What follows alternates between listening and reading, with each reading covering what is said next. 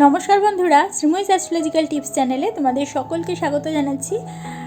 আজকে আমি তোমাদেরকে সংখ্যাতত্ত্বের বিষয়ে কিছু আইডিয়া দেওয়ার চেষ্টা করব। যারা সংখ্যাতত্ত্ব বিষয়ে বিভিন্ন ভিডিও দেখো বা যাদের ইন্টারেস্ট আছে, সংখ্যাতত্ত্ব বিষয়ে জানার চেষ্টা করো, নিজেদের সম্বন্ধে জানার চেষ্টা করো, নিজেদের বন্ধুবান্ধব আত্মীয় সম্বন্ধে তাদের ধারণা পাওয়ার চেষ্টা করো, তারা তো অবশ্যই এই ধরনের ভিডিওগুলো দেখো। এবং যারা জানো না বা জানতে ইচ্ছুক তাদের জন্যই বিশেষ করে আজকের এই ভিডিওটা। সংখ্যাতত্ত্ব যে আমাদের জীবনে কতটা গুরুত্ব রাখে বা সংখ্যাতত্ত্বের প্রভাব আমাদের জীবনে কতটা রয়েছে সেইটাই তোমাদেরকে আজকে জানাবো। সংখ্যাতত্ত্ব বা নিউমারোলজি হলো এমন একটি প্রাচীন বিদ্যা যেখানে মানুষের জন্ম তারিখ, তারপরে তোমার নাম এবং সংখ্যার যে একটা ভাইব্রেশন, তার উপরে বিশ্লেষণ করে কিন্তু আমাদের ব্যক্তিত্ব, ভাগ্য, কর্মফল এবং সম্পর্ক, অর্থ, ক্যারিয়ার, তারপরে জীবনপথের সমস্ত বিষয়ের যে ধারণা বা সম্পর্ক, এগুলো সম্বন্ধে কিন্তু আমরা জানতে পারি বা বুঝতে পারি। প্রত্যেকটা সংখ্যার একটা নিজস্ব শক্তি আছে, মানসিকতা আছে ও তার বৈশিষ্ট্য রয়েছে। এবারে মূল ভিত্তি কি সেটা জানবো। সংখ্যাতত্ত্বে প্রধানত তিনটি মূল সংখ্যার খুব কিন্তু গুরুত্বপূর্ণ। যেমন ধরো, এক হচ্ছে লাইফ পাথ নাম্বার, যেটা হচ্ছে জীবনপথ সংখ্যা বলা হয়ে থাকে, এবং এটি সবচেয়ে গুরুত্বপূর্ণ সংখ্যা আমাদের এই নিউমারোলজিতে অর্থাৎ সংখ্যাতত্ত্ব বিচারে। জন্ম একটি সবচেয়ে গুরুত্বপূর্ণ সংখ্যা হওয়ার জন্য এটা মেনলি ধরা হয় যে আমাদের যে জন্ম তারিখ, সেই জন্ম তারিখটাকে আমাদের পুরোপুরি যোগ করতে হবে। যোগ করে সংখ্যাতত্ত্বের নিয়মই হচ্ছে একটা সিঙ্গেল ডিজিটে নিয়ে আসতে হবে, এবং সেই সিঙ্গেল ডিজিট যেটা বেরোবে সেটাই হচ্ছে প্রত্যেকটা ব্যক্তির আলাদা আলাদা লাইফ পাথ নাম্বার। এবার এই লাইফ পাথ নাম্বার বা এই জীবনের সংখ্যাটা আমাদের কি নির্দেশ করে থাকে সেটা জানবো। এটার দ্বারা আমরা জীবনের উদ্দেশ্য, প্রধান যে গুণ, তারপর চ্যালেঞ্জ আমাদের জীবনে কি কি আসতে পারে, তাছাড়া ভাগ্যের একটা রাস্তা, এগুলো কিন্তু আমরা সমস্ত কিছু খুঁজে পাই বা জানতে পারি। আর 2 নম্বর হচ্ছে ডেস্টিনি নাম্বার বা এক্সপ্রেশন নাম্বার। সেটা হচ্ছে পুরো নামের অক্ষর যেটা, সেটা আমরা কিন্তু এটা বার করে নিয়ে তারপরে আমরা সেটা বিচার করে থাকি। এখানে এই ডেস্টিনি নাম্বারের মাধ্যমে আমরা তোমার প্রতিভা, তারপরে বাইরের জগতের সাথে তোমার পরিচয় কীরকম হবে এবং কেরিয়ার কীরকম চলবে, কেরিয়ারটা কীরকম হবে, বা কেরিয়ারের চলার পথের যে শক্তি সেগুলো তুমি কোথা থেকে পাবে বা কিভাবে তোমার কেরিয়ারটাকে তুমি এগিয়ে নিয়ে চলবে, সেগুলো আমরা ডেস্টিনি নাম্বার থেকে জানতে পারি। 3 নম্বর হচ্ছে সোল আর্জ নাম্বার। সেটা হচ্ছে নামের ভাওয়েলের থেকে বার করা হয়ে থাকে। তোমার নামের মধ্যে যতগুলো ভাওয়েল রয়েছে সেই ভাওয়েলগুলোকে বার করে সেগুলোকে যোগ করে এই সোল আর্জ নাম্বারকে বার করা হয়ে থাকে। এটি বলে যে মনের গভীর আমাদের ইচ্ছা কী রয়েছে সেটা আমরা জানতে পারি, প্রেম ও আবেগ সম্বন্ধে জানতে পারি, তাছাড়া অন্তরের যে চাহিদা সেগুলোও কিন্তু এই সোল আর্জ নাম্বারের দ্বারা আমরা বার করে নিতে পারি। এবারে ধরো কারোর জন্ম তারিখ ধরে নিলাম 7 জানুয়ারি 1991। এবারে এই 7 জানুয়ারি 1991 যে ডিজিটগুলো রয়েছে এগুলো সবগুলোকে যোগ করতে হবে।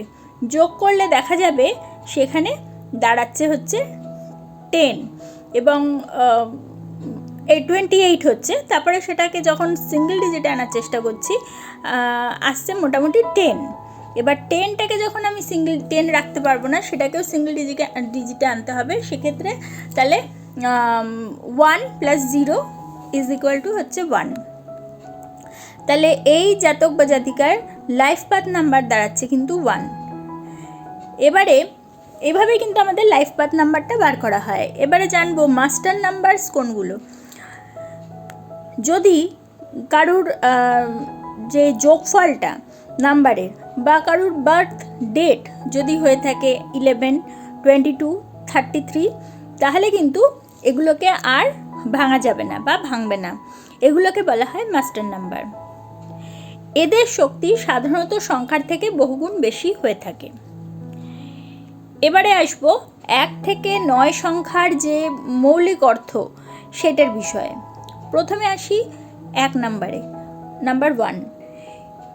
এরা সাধারণত, এই নাম্বারটাকে বলা হয় নেতা বা নেতৃত্বস্থানীয় মানসিকতা বা মনোভাব এদের মধ্যে কিন্তু থাকবে। এই সংখ্যাটা যাদের জন্ম তারিখের সংখ্যা হয়ে থাকে সেক্ষেত্রে তারা কিন্তু দেখা যায় ভীষণভাবে স্বাধীন মানসিকতা সম্পন্ন, তারপরে তোমার আত্মবিশ্বাসী, নেতৃত্বপ্রিয় এবং ইগো সমস্যা কিন্তু এদের মধ্যে হতেই পারে। যেহেতু এই নাম্বারটা সূর্য অর্থাৎ রবি গ্রহকে নির্দেশ করে থাকে, নাম্বার 1 সংখ্যাটা। 2 নম্বর এক কথায় বলা হয় শান্তিপ্রিয় সংখ্যা। এই সংখ্যার জাতক জাতিকারা সাধারণত আবেগপ্রবণ হয়ে থাকে, কূটনৈতিক হয়ে থাকে, সম্পর্কমুখী হয়ে থাকে এবং সহজেই কিন্তু একটুতে কষ্ট পেয়ে যায়। এটি নির্দেশ করে চন্দ্রগ্রহকে। 3 হচ্ছে সৃজনশীল সংখ্যা বলা হয় এবং কথা বলা, মানে ভালোভাবে সুন্দর করে গুছিয়ে কথা বলা, তারপরে শিল্পী সুলভ মনোভাব এদের মধ্যে থাকবে, আনন্দপ্রিয় ভীষণভাবে হবে এবং মনোযোগ কম হতে পারে কোনো কাজে, এবং দেখা যায় যে এরা সব কিছু একসাথে করার চেষ্টা করে কিন্তু শেষমেশ হয়তো কোনো কিছু কাজ বা তার চিন্তাভাবনা অসম্পূর্ণ থেকে যায়, এরকমও হতে দেখা যায়। নাম্বার 3 যারা, কিন্তু ভীষণ মাত্রায় এরা সৃজনশীল হয়ে থাকবে।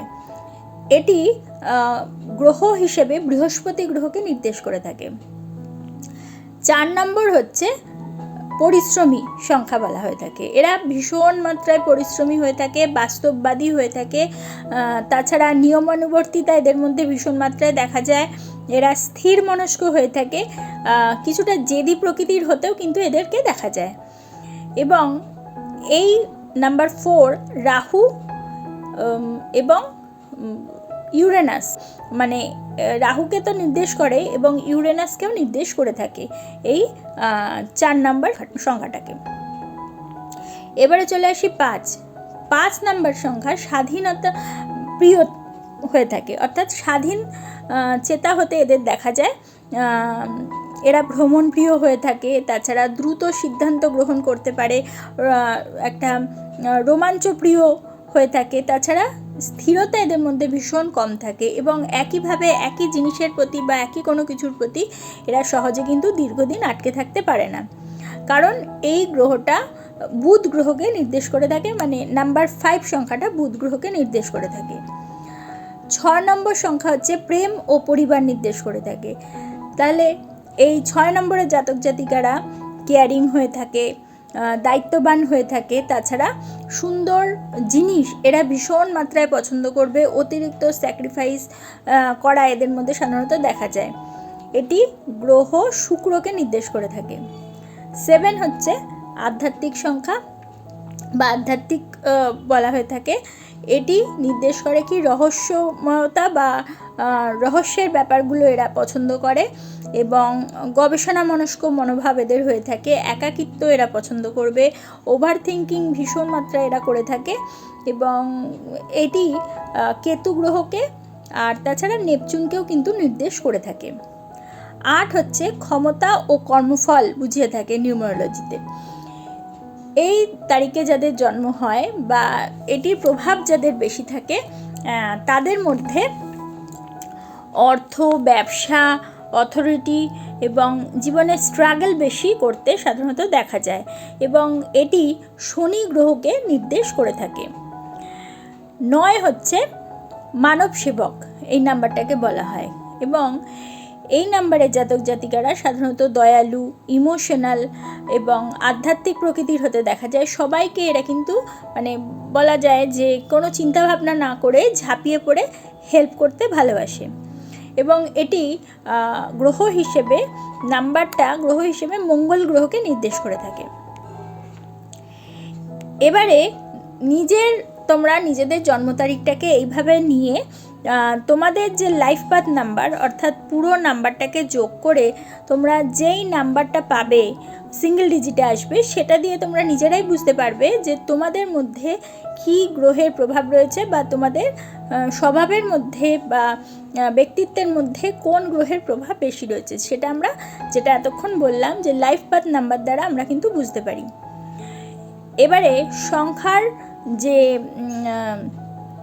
কম্প্যাটেবিলিটি সেটা কিভাবে বুঝবো, যেমন ধরো সংখ্যা এবং ভালো মিল কোন কোন সংখ্যার সাথে হয় সেটা এবার তোমাদেরকে জানাচ্ছি। যেমন নাম্বার 1 সংখ্যা, তার সাথে ভালো মিল হয় হচ্ছে 3, 5, 6। নাম্বার 2 এদের সাথে ভালো মিল হয় 2, 6, 9। নাম্বার 3 এর সাথে 1, 5, 6। নাম্বার 4 এর সাথে 1, 7, 8। নাম্বার 5 এর সাথে 1, 3, 5। নাম্বার 6 এর সাথে 2, 3, 6, 9। নাম্বার 7 এর সাথে 4 এবং 7। নাম্বার 8 এর সাথে 4 এবং 8। আর নাম্বার 9 এর সাথে 2, 6 এবং 9। এই সংখ্যাগুলো কিন্তু প্রত্যেকটা সংখ্যা বলে দিলাম, তার সাথে এই যে সংখ্যাগুলো বললাম সেগুলো কম্প্যাটেবল হয়ে থাকে।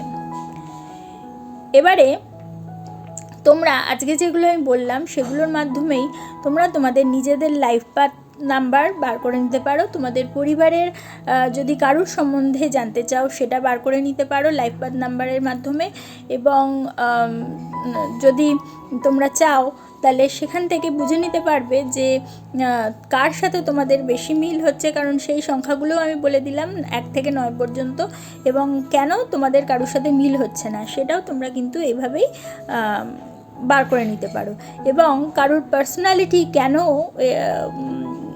চেঞ্জ হচ্ছে এবং কেনই বা একজনের সাথে একজনের সব কিছু আলাদা, সেটাও কিন্তু এই নাম্বারের মাধ্যমে বার করে নিয়ে তোমরা ইজিলি গেস করে নিতে পারো বা বুঝতে পারবে। তাহলে বন্ধুরা, আজকে তোমরা সংখ্যাতত্ত্বের মাধ্যমে খুব সহজভাবে জানতে পারলে বিভিন্ন সংখ্যার গুরুত্ব আমাদের নিউমারোলজিতে কতটা, এবং কোন নাম্বারটা কোন গ্রহকে নির্দেশ করে থাকে, এবং কিভাবে আমরা প্রত্যেকটা নাম্বারের সম্বন্ধে বুঝতে পারি, জানতে পারি, এবং তার থেকে কারোর সাথে কারোর কিভাবে বেশি মিল হচ্ছে, কারোর সাথে কেন কনফ্লিক্ট হচ্ছে, সেই বিষয়গুলো ইজিলি আমরা বুঝতে পারি নিউমারোলজি অনুযায়ী। এটা তোমরা জানতে পারলে। যদি তোমাদের আমার এই ভিডিওটা ভালো লাগে তাহলে অবশ্যই একটা লাইক করে দিও, তোমাদের পরিচিতদের মধ্যে শেয়ার করে তাদের জানার সুযোগ করে দিও, এবং যারা এখনও পর্যন্ত আমার চ্যানেলটা সাবস্ক্রাইব করোনি অবশ্যই সাবস্ক্রাইব করে দিও, এবং পাশে থাকা বেল আইকনটি প্রেস করতে কিন্তু একেবারে ভুলো না। তাহলে প্রত্যেকে ভালো থেকো, প্রত্যেককে ভালো রেখো। পরবর্তী ভিডিওতে আবার চলে আসবো, ততক্ষণের জন্য সকলকে ধন্যবাদ, নমস্কার।